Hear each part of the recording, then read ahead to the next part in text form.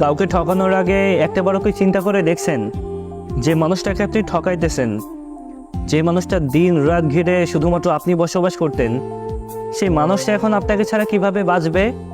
সময় তো কত কিছু পরিবর্তন করে দেয়, কিন্তু ঠকে যাওয়া মানুষগুলোর যন্ত্রণা কি আদৌ সময় ঠিক করে দিতে পারে, কমাতে পারে? কাউকে যখন নিজের জীবনের সাথে সারা জীবন জড়িয়ে রাখতে পারবেন না, তাহলে কেনই বা তার জীবনের সুন্দর সময়গুলো আপনি নষ্ট করে দেন? শুধু সময় নষ্ট করেন না, বরং একটা মানুষের আশা, ভরসা, স্বপ্ন আর বিশ্বাস ভেঙে চুরে তছনছ করে তারপরেই তার জীবন থেকে আপনি চলে যান। কেন? একটা মানুষকে ভালোবাসার আগে আপনার মনে থাকে না আপনার পরিবার মানবে না, বা তার সাথে আপনার যায় না, বা তার জন্য আপনি কোনো কিছু করতে পারবেন না।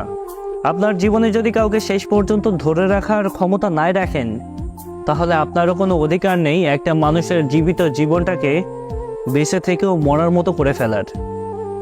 যখন মানুষকে ঠকানোর চিন্তা ভাবনা আপনার মাথার মধ্যে থাকবে, তখন নিজের চরিত্রের মধ্যে কাউকে খুঁজে নেবেন।